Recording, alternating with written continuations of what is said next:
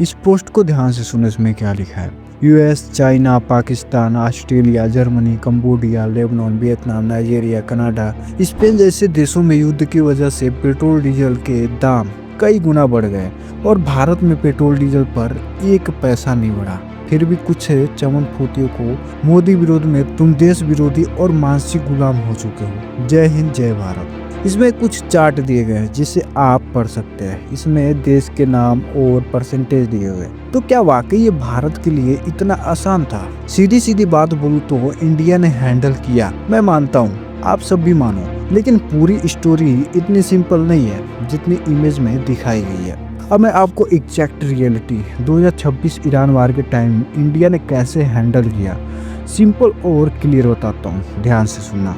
Iran वार की वजह से ग्लोबल ऑयल सप्लाई हिल गया। स्ट्रेट ऑफ हॉर्मूज जहाँ से 20% ऑयल जाता है डिस्टर्ब हो गया। अब सवाल आता है क्यों डिस्टर्ब हो गया, क्या दिक्कत आ जाती है, क्यों डिस्टर्ब होता है? सबसे बड़ा और पहला कारण है ईरान और यूएस के बीच पुरानी दुश्मनी है। Sanctions, nuclear issue, military presence. जब भी टेंशन बढ़ता है ईरान कभी कभी धमकी देता है कि वो स्टेट को ब्लॉक कर सकता है। दूसरा कारण है सऊदी अरबिया और ईरान। दोनों कंट्रीज मिडिल ईस्ट में पावर में आना चाहते हैं और स्टेट उनके बीच एक सेंसिटिव जोन बन जाता है। इसलिए जब भी यहाँ डिस्टरबेंस होता है पूरी दुनिया टेंशन में आ जाती है और इसलिए ईरान वार की वजह से ऑयल प्राइस 40 से 60% तक शूट अप हो गया। यूएसए में पेट्रोल भी 36% तक महंगा हो गया। मतलब दुनिया में रियल में प्राइस ब्लास्ट हुआ, यह तो बात पक्की है। लेकिन जब दुनिया भर में प्राइस ऊपर जा रही थी तो इंडिया में एक्सप्लोजन क्यों नहीं हुआ? तो यहाँ पर गवर्नमेंट ने एक 10 रुपए वाला चाल चला। वो चाल क्या था?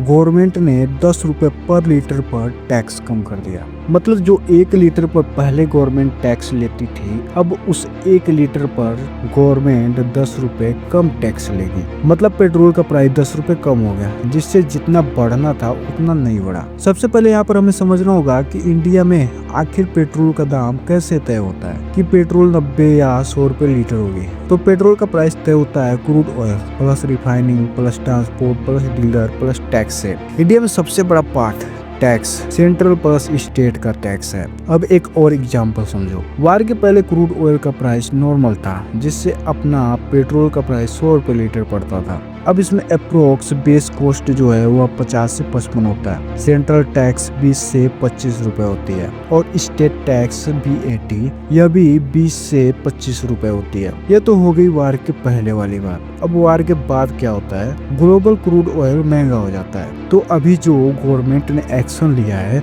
उसको हटा दे तो बेस कॉस्ट हो जाता है 55 से 70 रुपए, जिससे फाइनल पेट्रोल का प्राइस निकल कर आता है 115 से 120 रुपए लीटर। तो इसी को मैनेज करने के लिए गवर्नमेंट ने क्या एक्शन लिया? 10 रुपए जो है पर लीटर पर एक्साइज ड्यूटी कट कर देती है। तो इस टैक्स के कटने के बाद पहले टैक्स होता है 25 रुपए, लेकिन अब जब 10 रुपए कम कर दिए तो टैक्स बचता है 15 रुपए, जिसके बाद फाइनल पेट्रोल की प्राइस 115 या 120 की जगह 105 या 110 के आसपास रह जाती है। मतलब इजी लैंग्वेज में समझो, वार का इम्पैक्ट प्लस 15 से 20 रुपए होता है, लेकिन गवर्नमेंट ने टैक्स कट कर दिया तो एक घटकर 10 रुपए रह जाता है, जिससे जो पब्लिक को झटका लगता है वह सिर्फ 5 या 10 रुपए का ही फील होता है। अब जब गवर्नमेंट ने टैक्स कम कर दिया तो गवर्नमेंट को लॉस तो होगा ही। अब यहाँ पर रियल गेम शुरू होता है। इंडिया में फ्यूल कंजप्शन की बात करें तो पेट्रोल और डीजल मिलाकर लगभग 20 करोड़ लीटर हर दिन यूज होता है। तो अब जब 10 रुपए कम कर दिया तो एक दिन का 20 करोड़ लीटर में मल्टीप्लाई करे 10 से तो 200 करोड़ रुपए का हर दिन लॉस होता है। इसके मंथली लॉस की बात करें तो एक दिन का लॉस 200 करोड़ रुपए होता है। तो महीने का लॉस निकालने के लिए 200 मल्टीप्लाई बाय 30 करेंगे तो 6000 करोड़ रुपए हर महीने। मान लो अगर यही हाल साल भर रहा तो 6000 crore multiply by 12 72,000 crore loss एक साल में। अब इम्पोर्टेंट समझो, इतना पैसा कहाँ गया? गवर्नमेंट ने तो अपना रेवेन्यू छोड़ दिया, मतलब कम टैक्स कलेक्शन जो सीधा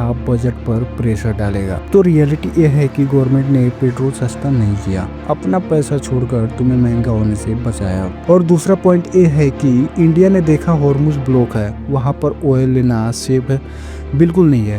तो इंडिया ने मिडिल ईस्ट पर डिपेंडेंसी कम कर दिया और 70% ऑयल दूसरे रीजन से लेना स्टार्ट कर दिया, जिससे हॉर्मुज ब्लॉक होने का इम्पैक्ट कम हो गया। और तीसरा point, government plus oil companies ने रिटेल प्राइस को तुरंत नहीं बढ़ने दिया, जो कि इंडिया को पैनिक होने से बचाने के लिए बहुत इंपॉर्टेंट कदम था। लॉस को टेम्परली एब्जॉर्ब किया गया। इंडिया ने बहुत ही अच्छे तरीके से फ्यूल सप्लाई चेन मैनेज की, स्टॉक मेंटेन किए, जिससे किसी भी प्रकार का शॉर्टेज या पैनिक नहीं हुआ। लेकिन सच तो यह है, इंडिया 90% ऑयल इंपोर्ट करता है। अगर वार लंबा चलता तो पक्का प्राइस बढ़ते, इकोनॉमी पर प्रेशर आता, गवर्नमेंट का बजट भी हिल जाता। तो कुल मिलाकर ये डिप्लोमेसी का मैजिक नहीं था, damage control plus tax cut plus जुगाड़ मैनेजमेंट था। तो यह थी पूरी कहानी पेट्रोल की। अगर आपको यह वीडियो पसंद आई हो तो लाइक जरूर करें और उनको भी शेयर करें जिनको समझ नहीं आता कि इतनी टेंशन में भी आखिर पेट्रोल का प्राइस ऊपर क्यों नहीं गया। साथ ही हमारे इस चैनल को भी सब्सक्राइब कर लो ऐसे ही वीडियो के लिए। अभी के लिए ये वीडियो पूरी देखने के लिए आपका बहुत बहुत धन्यवाद। मिलते हैं अगले वीडियो में। जय हिंद।